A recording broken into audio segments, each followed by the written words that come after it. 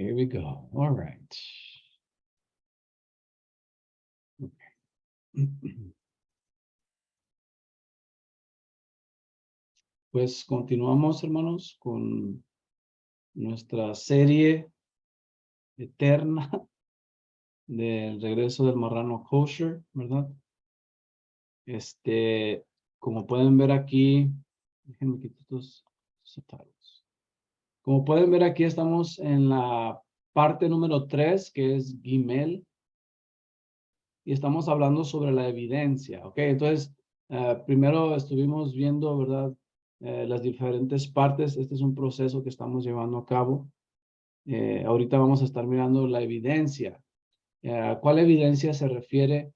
Se refiere a la evidencia escritural, a la evidencia histórica también, ¿verdad? Dentro del judaísmo. Estamos hablando dentro del pensamiento judaico, que es el concepto del Mesías, si era divino si no era, o si era simplemente un ser humano. Eso es todo lo que hemos estado hablando hasta este momento. Y ahora lo que va a hacer lo que va a hacer Isaac Shapira, el escritor de este libro, es que va a presentar evidencia, ¿verdad? Bíblica, escritural y evidencia histórica, ¿ok? Como pueden ver aquí donde estamos en el PowerPoint, en la página en la que estamos ahorita, estas son las preguntas que se va a hacer y que va a contestar dentro de la evidencia, ¿ok? Dentro de esta gran parte. Es una parte muy larga la evidencia, ¿verdad? Porque obviamente hay mucha información que no se puede utilizar todo, ¿ok? Obviamente no puedes escribir un libro y pensar que ya está toda la información ahí, porque pues obviamente él tomó de otros libros, de alguien más, otra información. Entonces no puedes meter todo el Talmud en un solo libro, ¿verdad? Y más la Biblia y el Nuevo Testamento, el Antiguo Testamento, más otros pensamientos de otras personas a través de la historia. Es imposible, simplemente nos está dando como una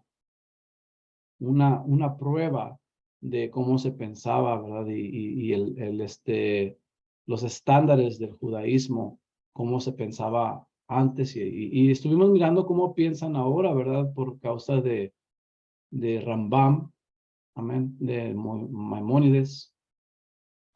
Pero dice, esta es la pregunta que dice, ¿cómo pudieron los seguidores del rabino Schneerson creer que él era el Mesías divino? ¿Se acuerdan que les estuve platicando que al rabino Schneerson creían que él era uno de los Mesías, ¿verdad? En la historia. Pero está preguntando, ¿por qué es que los seguidores de esta persona, de este rabino, pudieron creer que era un Mesías divino? Porque obviamente en el marco del judaísmo antiguo, esto era una idea, ¿verdad? Simplemente que ellos la aplicaron al personaje equivocado. En este caso, ellos, los seguidores de Schneerson, creyeron que él era el Mesías divino, pero nosotros sabemos que no es así, ¿verdad? Creemos y sabemos que no es así. Nosotros creemos que es Yeshua de Nazaret quien es el Mesías divino. Vemos pues que por causa de los 13 principios establecidos por Rambam, los judíos consideran a los judíos mesiánicos y a los cristianos como idólatras por venerar a Yeshua como un Mesías divino. ¿Ok? Ahorita vamos a estar mirando, ¿verdad? Cómo es que dentro del mismo judaísmo hay diferentes pensamientos, obviamente como cualquier otra, digamos, religión. Los 13 principios de Rambam vimos que ha influenciado, ¿verdad? Hasta el día de hoy el pensamiento actual sobre el Mesías. Es que no es divino, ¿verdad? Pero porque Rambam influenció a sus seguidores y obviamente se hizo muy fuerte en cuestión de conocimiento y propagó estos 13 principios, los cuales son parte de la creencia judaica, ¿verdad? En cierta forma, no todos, pero es muy fuerte, ¿verdad? Estos 13 principios, los cuales miramos uno por uno y nos dimos cuenta que unos de ellos pues no podemos aceptarlos como nuestra fe. No es posible que los aceptemos, ¿verdad? Porque él mismo dice que no hay otro profeta mayor que Moisés, hablando de Yeshua. O sea, está diciendo, obviamente Jesús no es mayor o Yeshua no es mayor que Moisés. Y con tan solo ese principio, pues tenemos que descartar el pensamiento de Rambam, ¿ok? A continuación, vamos a estar mirando la parte número 3, como les dije, la evidencia, y vamos a hacer las siguientes preguntas. Fíjense bien. La pregunta es, si Yeshua de Nazaret dijo ser divino en su naturaleza, ¿fue Yeshua mismo un kofer, o sea, un apóstata? Porque si Jesús está diciendo o sea, está enseñando, diciendo, o dando a entender que él es de naturaleza divina, entonces según el pensamiento judaico actual y según Ramban, entonces tenemos que considerar a Jesús como un apóstata, ¿verdad? La otra pregunta es, ¿quiénes le siguen hoy en día son idólatras? ¿Acaso somos idólatras por venerar a Yeshua? De acuerdo con los escritores judíos tempranos, antes de Rambam, el Mesías tendría que ser divino en su naturaleza. Esto es básicamente lo que vamos a estar mirando en esta noche. Esta pregunta vamos a mirar un poquito sobre eso. Aunque ya les he enseñado a través de las últimas semanas cómo Jesús mismo, ¿verdad?, hablaba las palabras del Nuevo Testamento, escritos del Antiguo también, del Antiguo Testamento, de cómo se presentaba o se creía que que el Mesías que habría de venir tenía una entidad divina. La última pregunta es, si el Mesías es realmente divino, ¿debemos adorarle? Ok, esas son las preguntas que él va a estar contestando a través de la evidencia. Ok, no lo vamos a ver todo en esta noche, simplemente a través de la evidencia. Por eso les dije que por favor, si pueden agarrar el libro, ¿verdad? Sería mejor para que ustedes mismos lo vean. Y se den cuenta de otras cosas que yo no puedo cubrir porque es mucha información. Yo nomás estoy recapitulando ciertas cosas y estoy haciendo cierta énfasis, ¿verdad? En cosas que a mí me llamaron la atención. Obviamente todo el libro es importante, ¿verdad? Pero hay ciertas cosas que en mi opinión son más importantes que otras. O tal vez también son términos que son fáciles para comprender, en mi opinión, y otros son un poco más difíciles, ¿verdad? Entonces, estoy enseñando básicamente lo más simple de la información. Dice aquí, este es para introducir esta parte número 3. La evidencia dice de esta forma, esto es lo que él escribió.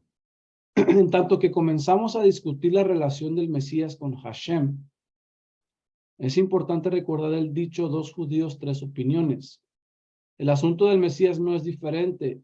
Yo no argumento que los puntos de vista que presento son los únicos dentro del judaísmo normativo, pero sí expongo mi visión dentro del judaísmo normativo, que sostiene que la aserción del Mesías divino. Como podrá imaginarse, tomar miles de páginas del Talmud y muchos otros valiosísimos recursos y condensarlos en un solo libro es virtualmente imposible. Es lo que les estaba diciendo, ¿verdad? Que es imposible poder, es como dijo Juan, básicamente, al concluir el Evangelio de Juan, dice que ¿cómo podríamos escribir todo lo que el Mesías dijo, todo lo que Jesús dijo o hizo? Sería imposible, ¿verdad? Porque los libros alcanzarían hasta fuera del cielo, ¿verdad? O llegaría hasta los cielos más bien. Entonces, ah, es lo mismo, ¿verdad? Él está condensando la información, pero él está presentando obviamente la aserción dentro del judaísmo, dentro del pensamiento judaico que el Mesías es divino, ¿verdad? En cambio, he traído delante de usted el lector evidencia material que nos permitirá investigar más allá de la identidad del Mesías. A través de esta exposición es importante que conservemos los principios del Pardes. ¿Okay? como nuestra guía, lo cual establece que debemos apoyarnos antes que nada en el Peshat, como la base para cualquier otra interpretación, tal como el Midrash, Remes o incluso el Sod. Entonces, una cosa muy importante que él se enfoca mucho en el Peshat, ¿verdad? Que es el Peshat dentro del estudio bíblico o escritural de la Biblia. El Peshat es el nivel básico, primordial de cómo estudiar, ¿verdad? El Peshat se trata de cómo dice el texto, qué es lo que dice, cuál es la información. No podemos nosotros, hermanos, tomar un texto y meternos inmediatamente al Sod, ¿verdad? Tenemos que ir conforme a los parámetros del Peshat, o sea, nos tenemos que quedar dentro del texto. Amén, eso es lo primordial. Ahorita vamos a entrar en Remes, que es la segunda parte del estudio de la Torá. Remes, este es el segundo nivel y se trata también, ¿verdad? Nos estamos preguntando a quién se le está dando la información, por qué habla de esa forma y podemos añadir otros pensamientos. Pero tenemos que quedarnos dentro de esos parámetros de la escritura. No podemos salirnos inmediatamente de lo que dice literalmente el texto. En el regreso del marrano kosher, en lugar de analizar cada profecía mesiánica y referencia acerca del Mesías, hemos tomado la postura de revisar estudios sobre casos específicos que nos permitirán investigar la verdadera identidad y naturaleza del Mesías. Hice todo lo que pude por respeto y amor a estos preciosos recursos para dejarlos en su lenguaje original, no alterarlos y sacarlos a la luz. Sin embargo, en muchos casos es difícil capturar la esencia del original en hebreo para el lector en español. Muchas veces el texto hebreo es provisto al pie de la página en apoyo a la traducción. Permítaseme enfatizar por adelantado que he hecho mi mayor esfuerzo por no torcer ni manipular las voces de nuestros sabios de ninguna manera posible. Eso es importante, me llamó mucho la atención, porque el escritor está tratando pues sí, ¿verdad? De no manipular primeramente el texto original, el sentido original del texto, ¿verdad?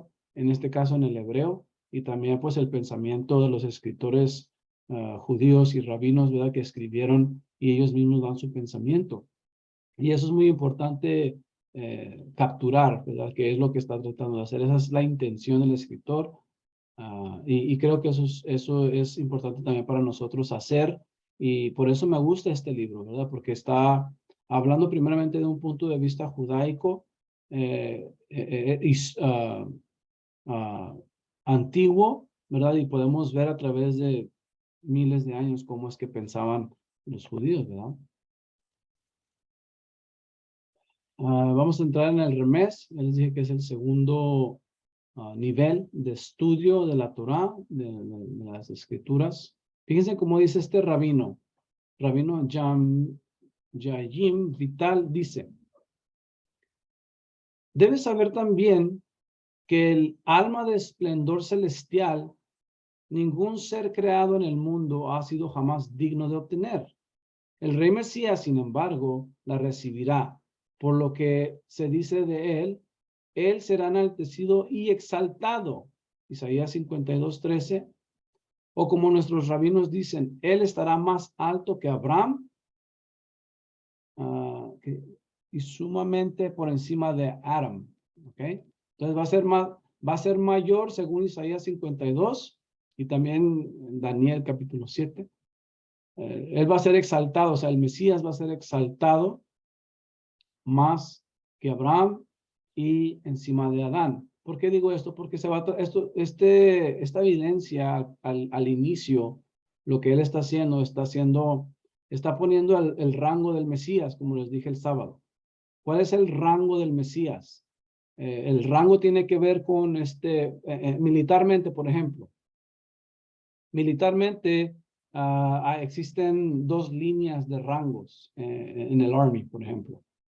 En el Army, si eres un privado, si acabas de entrar en el Army, vas a entrar como un privado, ¿verdad? Básicamente eres lo más bajo, no tienes ni ninguna autoridad, te pagan muy poco y todo es clasificado según el rango, ¿ok? Entonces, de un privado, como el privado Ryan, a un sargento mayor, ¿verdad? Son 8 rangos distintos. Entonces, el sargento mayor obviamente tiene más importancia, tiene mucho más valor, tiene mucho más experiencia porque ya lleva 30 años de experiencia militarmente hablando, ¿verdad? Pero también hay otra serie de rangos para los oficiales y esos oficiales, el más bajo de los oficiales es mayor que el sargento mayor en la línea de los sargentos. O sea, un teniente, un segundo teniente es mayor que en rango que un sargento mayor en la otra línea, ¿verdad? Entonces, pero dentro de los oficiales puedes ser un teniente, un segundo teniente, que es lo más bajo, hasta un general de 5 estrellas. Entonces, el general de 5 estrellas es el rango más alto que uno puede alcanzar militarmente hablando. ¿Ok? Pensando de esa forma, tenemos que posicionar a Yeshua, el Mesías, en un rango. ¿Cuál es el rango que lo posiciona el pensamiento antiguo, ¿verdad? Dentro del judaísmo. Es lo que vamos a estar mirando.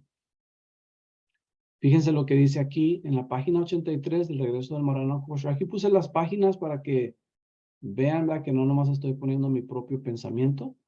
Dice el Midrash Tanhuma en el Pashat Toledo comenta sobre Zacarías 4:7 en conexión con el Salmo 121. Es el cántico de las ascensiones. Dice, alzaré mis ojos a las montañas. ¿De dónde vendrá mi auxilio? ¿Quién eres tú, oh gran montaña, ante Zorobabel, que convertirás en llanura? Zacarías 4:7.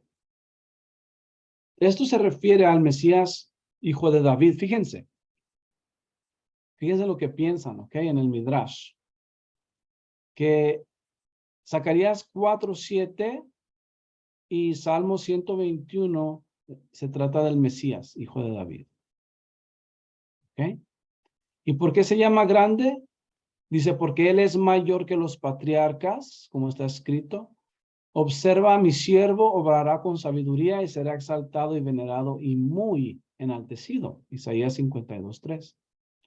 Será más exaltado que Abraham, de quien se dice yo levanto mi mano, reflejado la misma palabra hebrea Ron Harimoti, Génesis 14:22. Él será más venerado que Moisés. ¿Quién va a ser más venerado que Moisés? El Mesías, de quien se dice como el padre sostuvo y cuidó del niño de brazos, empleando la misma palabra hebrea de Nasa Isa. Números 11:12 dice, y estará muy en alto. Esto es más alto que los ángeles ministeriales, de quien se dice en cuanto a sus ruedas eran tan altas. La palabra ruedas tiene el mismo sonido de la palabra altas en hebreo, en Ezequiel 1:8. ¿Se fijan entonces? El rango que se le da al Mesías es el más alto, ¿verdad? Es más alto que Abraham, según lo que estamos viendo aquí en el Midrash. O sea que así es como ellos pensaban, los judíos antiguos. Todo esto está escrito, ¿verdad? En el Midrash. Y era más alto que Moisés y más alto que los ángeles ministeriales, ¿verdad? Y lo interesante de todo esto, de este pensamiento judaico antiguo, es que es exactamente lo que nosotros miramos en el Nuevo Testamento. ¿Ok? Entonces, hay ciertas personas, hermanos, que ahorita están haciendo tantas cosas. Obviamente hay muchos pensamientos diferentes, muchas fuentes, muchas doctrinas.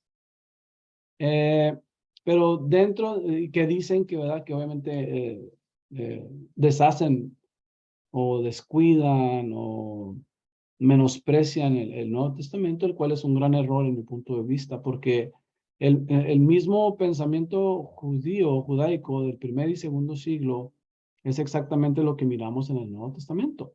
¿Por qué digo eso? Porque fíjense lo que dice Jesús en Mateo 12:6. Jesús dice ser mayor que el templo.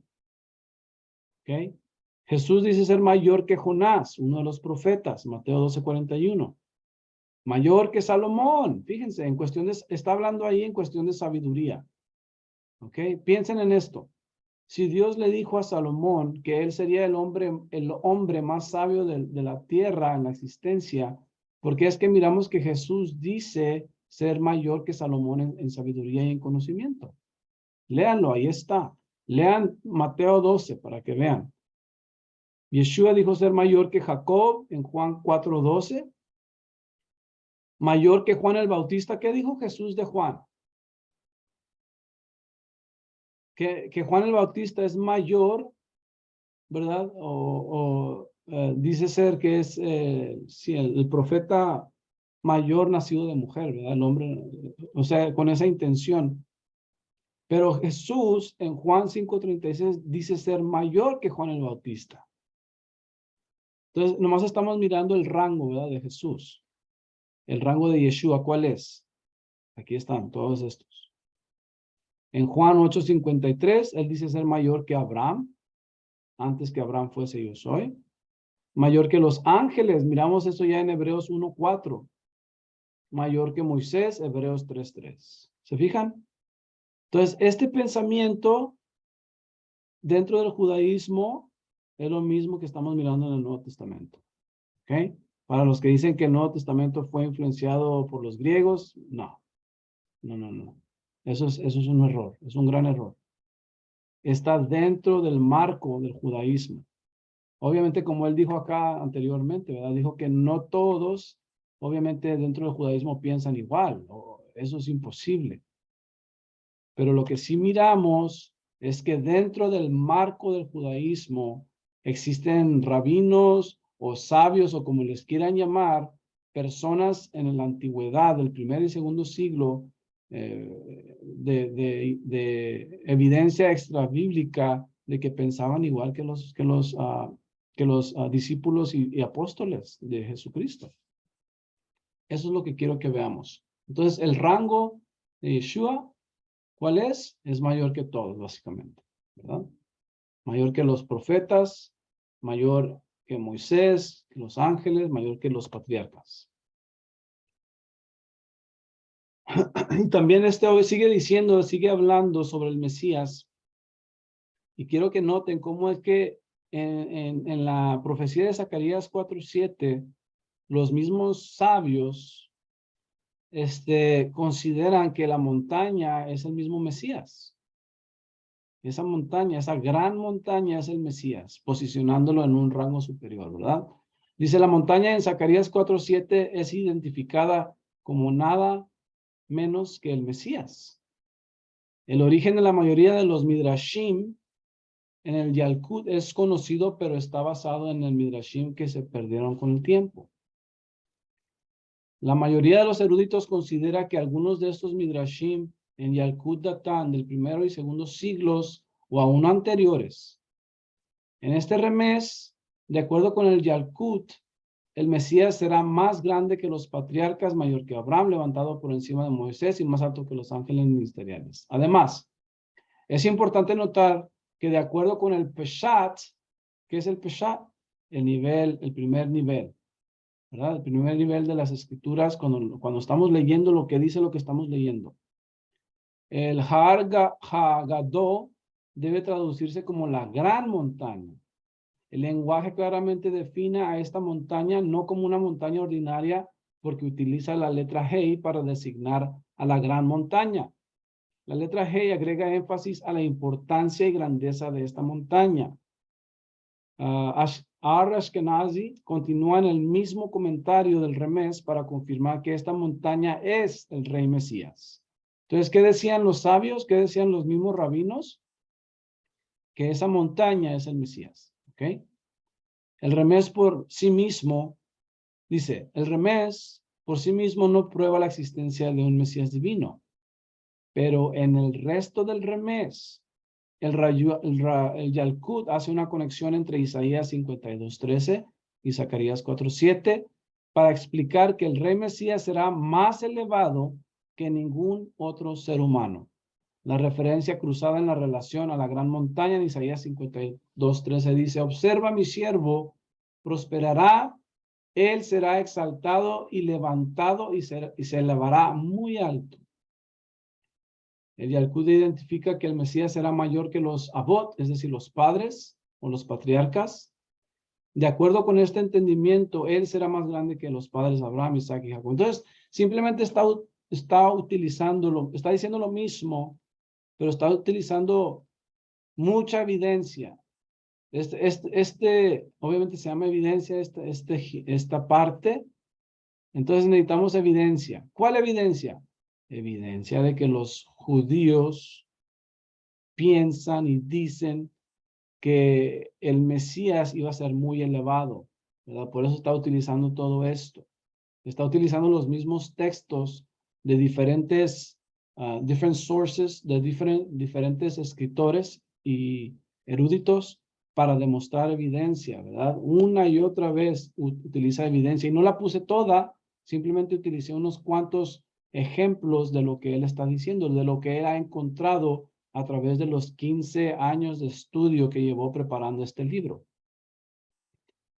La número 2 dice, mayor que los Malachai, Hasharet, la palabra hebrea Gavá, muy exaltado o muy enaltecido, representa en contexto la posición del Mesías, que es más alta que la de los ángeles de Dios. Como su nombre lo indica, estos son mensajeros de Dios que no tienen voluntad propia. Su única voluntad es la de servir su amo, mediador de Dios. En el Talmud leemos, ok. Entonces estamos mirando el rango del Mesías, simplemente, y la evidencia, ¿verdad? De cómo pensaban antes. Ya en la página 87 vamos a estar mirando ahora los Targumims, o el Targum, ¿verdad? El Targum, ¿se acuerdan que les dije en unas clases anteriores que los Targums básicamente son la interpretación? Así es lo que significa Targum, interpretación.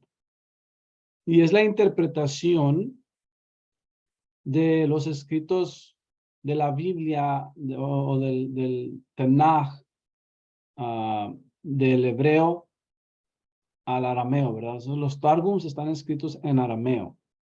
Amén. ¿Por qué están escritos en arameo? Porque es el lenguaje que la gente utilizaba. Después que regresaron, ¿verdad?, del cautiverio, el arameo, el lenguaje arameo es lo que la gente utilizaba, ¿verdad?, comúnmente. Y entonces se escribieron estos Targums del hebreo o se tradujeron del hebreo al arameo, ¿verdad?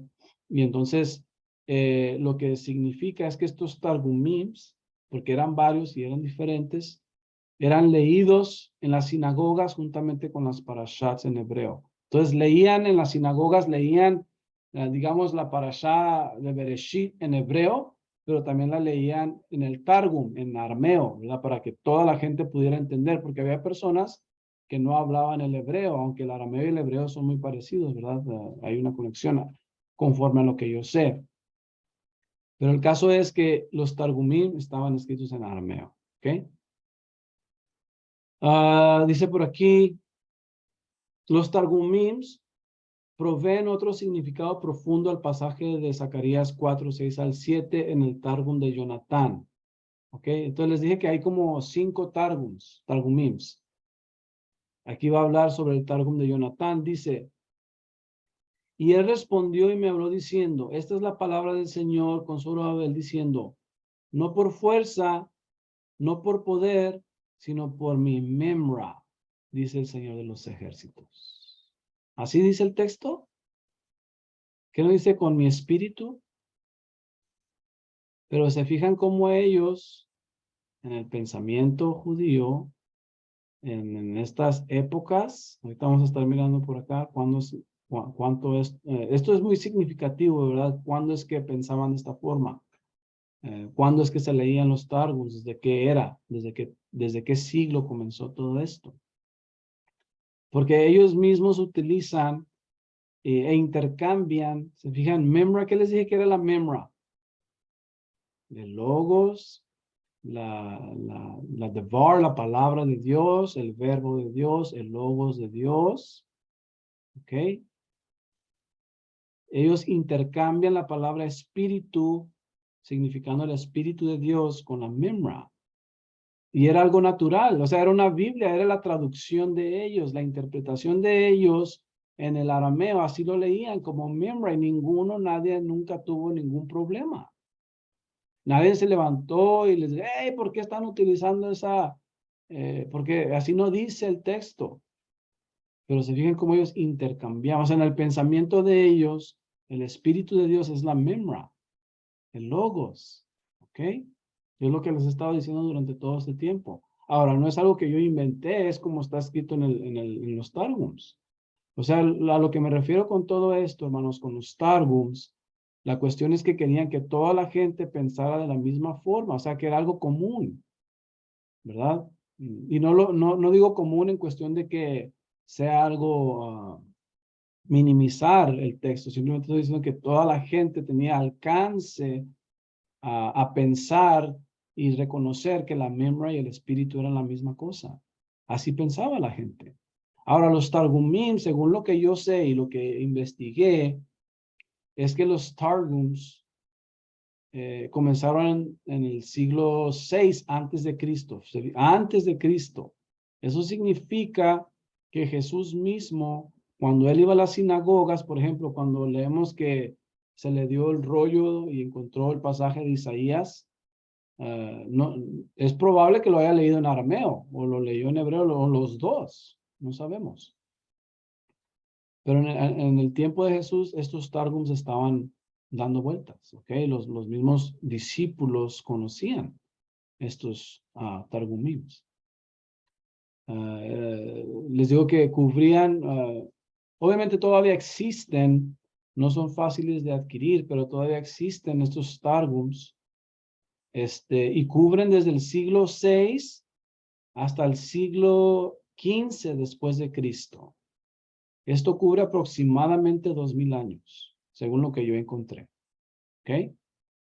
2000 años de pensamiento. Así la gente miraba, los judíos miraban una y otra vez en las sinagogas que la memra y el espíritu son intercambiables. Era lo mismo, ¿verdad?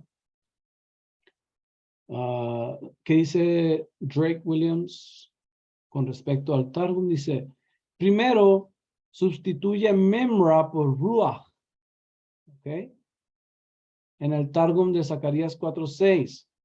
Esta interpretación targúmica de Zacarías 4:6 indica que la palabra de Dios es la representación divina para la actividad de la construcción del templo. Dentro del Targum de Zacarías, maldiciones y bendiciones divinas, incluyendo fuerza, acompañaban a la memra. El término también funciona como equivalente a una palabra divina. Segundo, el Targum claramente indica que el Mesías está asociado con Zacarías 4:6. La piedra de Zacarías 4:7 está declarada ser mesiánica también. No, perdón, también se encuentran atributos mesiánicos en la figura de la rama en ambos Targums de Zacarías 3:8 y 6:12. ¿Se fijan? Entonces miramos que para ellos, porque miren, si el Espíritu de Dios, que es divino, obviamente, ¿verdad? Dios es divino, pero no puedes intercambiar una palabra memra que signifique el Mesías y no decir que el Mesías no es divino, porque lo están utilizando intercambiablemente. O sea, el Espíritu de Dios es divino y la memra es divina. ¿Se fijan? Entonces, en el pensamiento de esta gente por aproximadamente 2000 años, en el judaísmo, es que la memra o el Mesías es divino. ¿Ok? No un ser humano cualquiera, es un ser divino. ¿Ok? Eso es lo que quiero que vean. Esa es la evidencia que tenemos en nuestras manos. Y eso es lo que están diciendo aquí. Para ponerlo de una manera simple, el Targum identifica al constructor de Israel que traerá el espíritu como la memra. Como vimos anteriormente en el libro, la memra es también llamada en hebreo Devar y se le identifica como el Mesías mismo. ¿Qué podemos identificar, pues? Que el Mesías, según el pensamiento antiguo, es que el Mesías es divino. ¿Ok? Es divino. Ok. Entonces, miren, nomás, aquí les puse un chart porque yo tengo que ilustrarme a mí mismo, ¿verdad? Para recordar, porque cuando hablamos de siglo I, siglo II, ya hasta me cuatrapeo, ¿verdad? Para ver cuánto tiempo. Entonces lo quise convertir para que ustedes vean. Esto es una aproximación. Puedo estar equivocado, tal vez estoy equivocado. Ustedes pueden ver, tal vez tengan números más exactos que yo. Simplemente es una ilustración básica de lo que estamos diciendo y cuánto tiempo transcurre en el pensamiento del judaísmo. Ok, eso es muy importante. Porque si los Targums comenzaron en el siglo VI después de Cristo, digo antes de Cristo, en el 600, 500, 400, 300, obviamente ahí son 600 años de pensamiento judío que pensaban que el Mesías era divino. ¿Ok? Pero después de Cristo continuaron los Targums leyéndose en las sinagogas por otros, ¿qué? 15 siglos. So, llegamos hasta el 1400 o 1500 más o menos, que son aproximadamente 2000 años. O sea, por 2000 años, los judíos han creído que la Memra o el Mesías es divino, ¿verdad?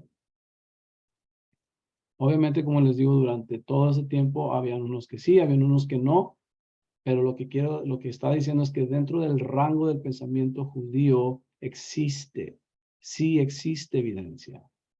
All right? No es algo que se inventaron los cristianos, hermanos.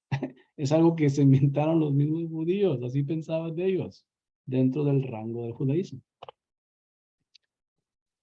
All right, vamos a entrar a la página número 89. Estas dos páginas, es difícil cortarlas, pero ahorita vamos a entrar a unos cuantos textos más, porque el tiempo vuela. Déjenme ver si me acuerdo lo que está hablando aquí. Dice en el Brit Hadashah, el principio que fue dado a Zorobabel de acuerdo con el significado simple del texto no es extraño a los escritores judíos del Brit Hadashah tampoco. Aquí en la página 88 habla de Even. ¿Se acuerdan que hace como 2 o 3 semanas les hablé de Even? La palabra Even significa la piedra, ¿verdad? Que está compuesta por el Padre, Ab y el Hijo, ¿verdad? Es lo que está hablando en la página 89 88, por eso no lo cubrí. Me adelanté a la página 89 que está hablando sobre el Brit Hadashah, cómo los escritores del Brit Hadashah miramos que están conectados con el pensamiento judío, ¿verdad? No hay ninguna. Y eso es importante. Eso es muy importante, ¿verdad? Porque obviamente si creemos en el Nuevo Testamento no está fuera del pensamiento judaico, no está, hermanos. Ellos mismos eran judíos. El apóstol Pablo es judío. Es más, nunca dijo ser cristiano. Pero sí vemos escrituralmente, especialmente creo que es en Hechos, en el libro de los Hechos, él dijo ser judío. No dijo que era judío. Dice, yo soy judío. Y no solamente judío, dice ser fariseo, ¿verdad? Todo eso. Entonces, lo que quiero que veamos es que todo está conectado, que estamos bien en el pensamiento. No estamos fuera del pensamiento antiguo, no lo estamos. Dice, veamos unas cuantas referencias más que hablan sobre la importancia del Ruach, o el espíritu. El espíritu es necesario para dar fruto, según Números 11:25. Y si descendió el Eterno en una nube y le habló y tomó del espíritu que estaba sobre él y lo puso sobre los 70 varones ancianos, y sucedió que cuando posó sobre ellos el espíritu, profetizaron, pero no lo hicieron más. Obviamente es en el tiempo de Moisés, que establece a los 70, ¿verdad? Dios puso del espíritu que estaba dentro de Moisés y se los puso sobre los demás. Entonces, vamos a hablar sobre la importancia del espíritu. ¿Ok? El espíritu. ¿Cuál espíritu? Dice, Sin el Espíritu de Dios, cualquier tipo de trabajo que hagamos es sin valor. ¿Cuántos dicen amén? Yo digo amén. Necesitamos, apenas ahorita antes de esta transmisión, estaba orando y pidiéndole al Señor. Yo siempre lo hago en todas mis enseñanzas o prédicas o como lo quieran llamar. Siempre mi deseo es que el Señor nos utilice a través de su Espíritu. Cualquier falta que yo diga o me equivoque es mía, es el ser humano, es Raúl Rubio. Pero todo lo demás, ¿verdad? Todo lo bueno, toda buena dádiva y todo don perfecto desciende de lo alto del Padre de las luces, ¿verdad? Entonces, miramos aquí que dice en 1 Samuel 16:13. Dice, Samuel tomó el cuerno del aceite y lo ungió en medio de sus hermanos, y desde aquel día en adelante el Espíritu del Eterno vino poderosamente sobre David. Se levantó luego Samuel, volvió a Ramá. Ahí estamos mirando, ¿verdad? Cuando apenas Samuel es dirigido por Dios a que vaya y unja a David, el rey David. Pero la unción representa, o sea, la unción del aceite físico, ¿verdad? El aceite de la santa unción fue derramado sobre David, quien iba a ser el rey de Judá y luego de todo Israel. Obviamente no ocurrió inmediatamente, pero el Espíritu de Dios estaba sobre David. Esa era la unción, ¿verdad? Del Espíritu. Sigue diciendo, el Espíritu de Dios es esencial para la fructificación y la validez del trabajo de la persona en servicio y adoración a Hashem. Samuel tuvo que ungir al rey David para que recibiera el Espíritu Santo. Similarmente, en Zacarías 4:7, el principio se extiende cuando el profeta declara cómo y por quién una persona habrá de recibir el Ruach HaKodesh o el Espíritu Santo. Habría de ser el Mesías quien traiga el Espíritu de Dios. ¿Quién iba a traer el Espíritu de Dios? El Mesías. Una vez más, se debe hacer la pregunta con respecto a la verdadera naturaleza del Mesías. ¿Cómo podría ser un simple ser humano nos traiga el Espíritu de Dios, haciendo nuestro servicio valioso, válido y fructífero? Es fácil concluir que el Mesías, quien enderezará los caminos de las naciones, servirá de alguna forma de mediador entre Dios y la humanidad. Consistentemente con la Torah y los profetas, Yeshua de Nazaret proclamó en un mensaje similar en Juan 3:5, dice, de cierto os digo, nadie puede entrar en el reino de Dios al menos que naciera de agua y del Espíritu. El Mesías vino a dar el Espíritu de Dios a la humanidad para que seamos aceptables, válidos y fructíferos para Dios. Cuando Yeshua se identificó a sí mismo como el dador del Espíritu de Dios, mostró ser más que humano. Yeshua de Nazaret continuó con estas asombrosas palabras. Así como Moisés levantó la serpiente en el desierto, es necesario que el Hijo del Hombre sea levantado para que todo aquel que crea reciba la vida eterna. Es claro que Yeshua se equiparó como el Mesías divino, quien es el dador de la vida. Es también interesante que Yeshua se comparó con la serpiente, que en el cristianismo tiene un concepto negativo, pero tiene un número, o sea, lo que va a decir en la página 90 es que el Mesías o la palabra serpiente, ¿verdad? En el texto es equivalente en la gematría al 368, algo así, pero la palabra serpiente también tiene que ver con el Mesías, ¿ok? Entonces Yeshua está diciendo que él es el Mesías, básicamente. Fíjense lo que dice aquí en 1 Pedro 1:11, ¿ok? Hablando del espíritu, ¿de cuál espíritu nos referimos? Y ahorita voy a entrar un poquito más textualmente, quiero extender un poquito más sobre este pensamiento del Espíritu de Dios o el Espíritu del Mesías. Dice Pedro 1:11, los profetas que profetizaron acerca de la gracia destinada a vosotros, inquirieron y escudriñaron diligentemente acerca de esta salvación, indagando quién y qué tiempo indicaba el espíritu del Mesías que estaba en ellos. ¿Cuál espíritu estaba en ellos? El espíritu del Mesías o el espíritu de Cristo, ¿verdad? Así la dice, esta es la Biblia textual. En la versión popular dice el Espíritu de Cristo.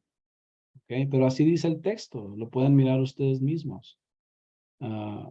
Pero me interesa cómo es que Pedro está diciendo lo mismo que ellos, que los judíos, ¿verdad? Que estamos viendo.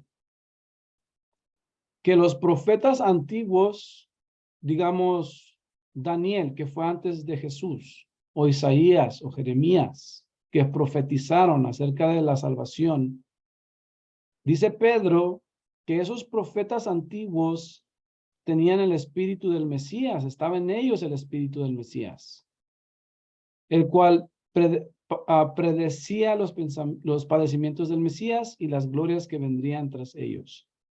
A ellos fue revelado que no para sí mismos, sino para vosotros, administraban las cosas que ahora fueron proclamadas por medio de los que os predicaron el Evangelio por el Espíritu Santo enviado del cielo, cosas en las cuales los ángeles mirando fijamente anhelan penetrar. Ok. Este texto siempre me ha gustado, ¿verdad? Obviamente porque aquí describe o dice el mismo Pedro, el apóstol Pedro, que era el espíritu del Mesías que estaba en los profetas. Pero yo pensé que era el espíritu de Dios que estaba en los profetas. ¿Por qué? ¿Qué conexión existe? Como estamos diciendo acá, ¿verdad? Ellos dicen que en Zacarías 4:7 intercambian la palabra memra, que es en referencia al Mesías, y lo intercambian por la palabra ruach o espíritu. Es lo mismo que está haciendo Pedro. Pedro está diciendo que el Mesías y el Espíritu de Dios es el mismo. Amén. Una pregunta. ¿Quién es el que mora o vive en nosotros? ¿Quién vive en nosotros? ¿El Espíritu Santo, el Espíritu de Dios o el Espíritu de Cristo? En realidad son intercambiables, hermanos. Son lo mismo. Fíjense, veamos el Espíritu. En Hechos 2:4 dice que fueron ellos llenos del Espíritu Santo. ¿Quiénes fueron llenos del Espíritu Santo? Bueno, en el día de Pentecostés se cumplió la promesa de Joel 2:28 al 29, donde el Señor mismo promete que iba a derramar de su Espíritu. Dice, sucederá después de esto que derramaré de mi Espíritu sobre todo mortal.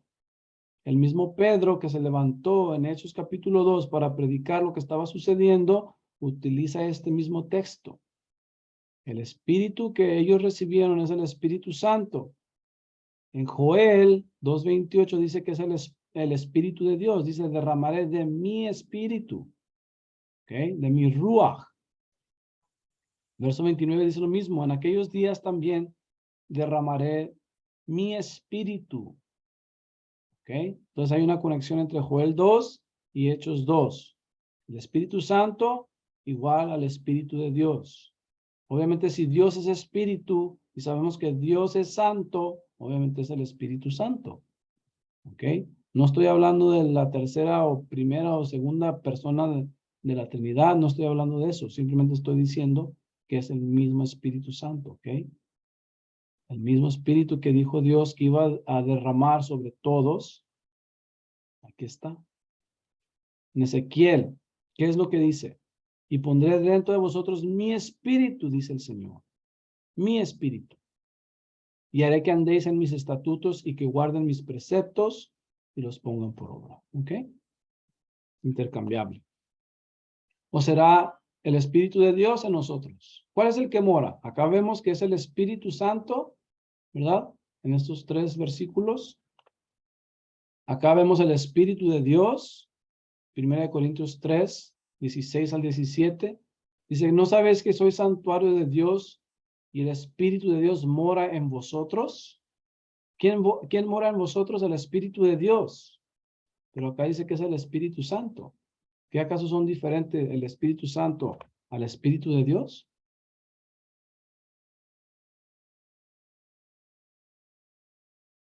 Dice, pero vosotros no estáis en la carne, sino en el Espíritu, por cuanto el Espíritu de Dios vive en vosotros. Romanos 8:9.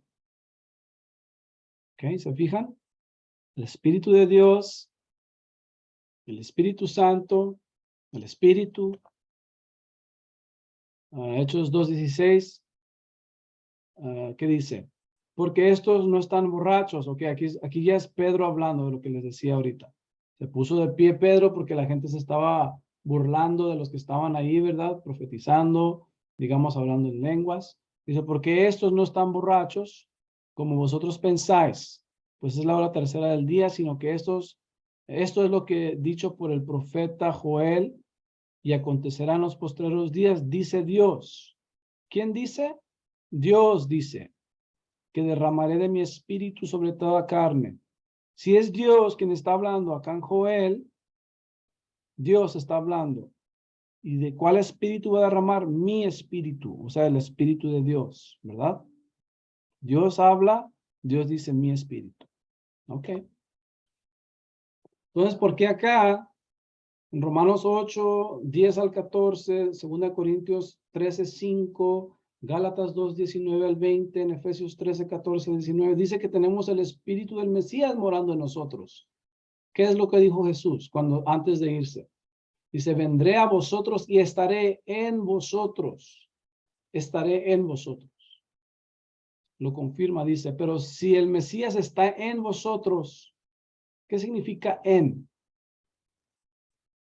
Significa adentro, significa que está en el corazón. Pero si el Mesías está en vosotros, el cuerpo, la verdad, está muerto por causa del pecado. Pero el espíritu vivo a causa de la justicia. Y si el espíritu del que levantó de los muertos a Jesús vive en nosotros, el que levantó al Mesías de entre los muertos vivificará también vuestros cuerpos mortales por su espíritu que vive en nosotros. ¿Okay? Entonces está hablando del espíritu una vez más. Pero acá está diciendo, está diciendo que el espíritu de Joel 2 es el que vive en nosotros, pero acá dice que el espíritu o Mesías vive en nosotros, está en nosotros. Así que entonces, hermanos, somos deudores no a la carne, sino para vivir conforme a la carne, porque si vivís conforme a la carne, estáis a punto de morir. Pero si por el Espíritu hacéis morir las obras de la carne, viviréis. Porque todos los que son guiados por el Espíritu de Dios, estos son hijos de Dios. Entonces aquí menciona el Espíritu de Dios, menciona al Mesías, menciona al Espíritu. ¿Se fijan cómo es intercambiable? Dice, examinaos a vosotros mismos si estáis en la fe, probaos a vosotros mismos, o no os reconocéis a vosotros mismos que Jesús, el Mesías, está en vosotros, a menos que estéis descalificados. Oh, por cierto, estoy utilizando la Biblia textual, ¿verdad? Biblia textual. Todos estos textos están en la Biblia textual, y como podemos mirar, que el que mora en nosotros o dentro de nosotros es Jesús, dice el apóstol Pablo. Gálatas 2. Con el Mesías he sido juntamente crucificado y ya no vivo yo, sino que el Mesías vive en mí. ¿Fijan? El Mesías, el Espíritu de Dios, el Espíritu del Mesías vive en nosotros. ¿Qué dice acá? Efesios 3, 14 al 19. Por esta causa os doblo mis rodillas ante el Padre, del cual toma su nombre toda familia en los cielos y en la tierra, para que os dé conforme a la riqueza de su gloria, ser fortalecidos con poder en el hombre interior por su espíritu, para que habite el Mesías por la fe en vuestros corazones. ¿Quién habita en nosotros? El Mesías. A fin de que arraigados y cimentados en amor, seáis plenamente capaces de comprender con todos los santos cuál es la anchura y la longitud y la altura y la profundidad, y así conocer el amor del Mesías, que excede todo conocimiento, para que seáis llenos de toda la plenitud de Dios. ¿Se fijan? Que la memra es imposible que sea simplemente un ser humano. Sí, está equivalando al Espíritu de Dios, a la memra, al Mesías. Es imposible que sea simplemente un ser humano. En mi punto de vista y conforme a lo que estamos mirando aquí, conforme a esta evidencia, conforme a estos textos bíblicos, conforme a la evidencia del pensamiento judaico, están diciendo lo mismo. No sé, para mí en lo personal, todo esto es contundente, todo esto es abrumador en realidad, porque es mucha información. y yo lo sé. Ah, todo esto creo que es evidencia clara, textual, ¿verdad? Tal y como está, estamos guardando el Peshat y estamos guardando el Remes también. No estoy cambiando nada. Es más, estoy tratando de utilizar la Biblia textual por si alguien no confía no sé, en la Reina Valera, aunque dice similar, simplemente que en lugar de Mesías dice Cristo. Reconocemos quién y qué es Cristo. Miren, fíjense en esto, por favor. Mucha gente tiene cierto miedo, ¿verdad?, de utilizar la Reina Valera y está bien. Yo sé que hay ciertos cambios que se han hecho, que la Iglesia Católica ha hecho, ¿verdad?, ha tratado de poner su propio pensamiento, pero por eso es necesario estudiar y mirar, ¿ok? Tenemos que mirar cómo dicen otras versiones, por ejemplo.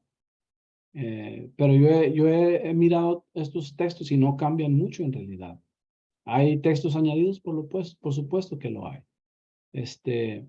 Pero en cuestión de este pensamiento, no, es similar, ¿verdad? Es similar. Y a veces tenemos miedo de utilizar más bien el griego, ¿verdad? La palabra Cristo, por ejemplo, a mucha gente en raíces hebreas no le gusta utilizar la palabra Cristo, pero mi punto es este. Ah, tenemos información y tenemos evidencia de que el Nuevo Testamento, libros como Mateo, como Marcos, los evangelios fueron escritos en hebreo, pero también existe más evidencia, no existe evidencia física, ¿verdad? Tenemos evidencia escritural de historiadores del primer, el segundo, el tercer siglo que dicen ver Mateo en hebreo escrito y que después fue escrito como pudieron, lo tradujeron al griego, ¿ok? Pero también sabemos que los mismos escritores del Nuevo Testamento utilizaron el griego, tuvieron que utilizar el griego. Por ejemplo, Pablo a los romanos, ¿cómo les iba a hablar en hebreo? ¿Verdad? ¿Cómo es que Pablo le iba a mandar esta carta si habían gentiles ahí, tal vez hasta los mismos judíos que vivían en Roma ya ni siquiera hablaban en hebreo, ¿verdad? Ya estaban acostumbrados a hablar en latín o en griego, tal como nuestros hijos, ¿verdad? Entonces ellos tenían que utilizar el griego. O sea, si ellos utilizaron el griego, ellos mismos utilizaron la palabra Cristos para referirse al Mesías. Entonces no existe ningún problema. Podemos utilizar la palabra Mesías o podemos utilizar la palabra Cristo, porque sabemos a qué nos referimos en cuestión de texto. Sabemos que el Cristo en griego es el Mesías en hebreo, ¿verdad? Entonces, eso es simplemente un pensamiento aparte, pero hemos llegado al final. Esto era lo último que tenía. Sí, ya no tengo más. Simplemente quiero que veamos dentro del marco judío antiguo, que los mismos judíos pensaban y creían antiguamente que la memra y el espíritu eran lo mismo, ¿verdad? Que la memra y el espíritu de Dios es lo mismo, como les dije el sábado, ¿verdad? Que ellos mismos enseñan que fue la memra que creó los cielos y la tierra, tal y como dice el Nuevo Testamento. Y estamos dentro de ese marco. Así que espero que nos ayude, ¿verdad? Esta información, esta evidencia. Obviamente, como les dije una y otra vez, cada uno de nosotros va a tomar la decisión que tome, ¿verdad? Está bien, lo respeto, honro, pero creo que es mucha información y cuando la ponemos en la balanza, pues es muy fuerte, por lo menos, ¿verdad?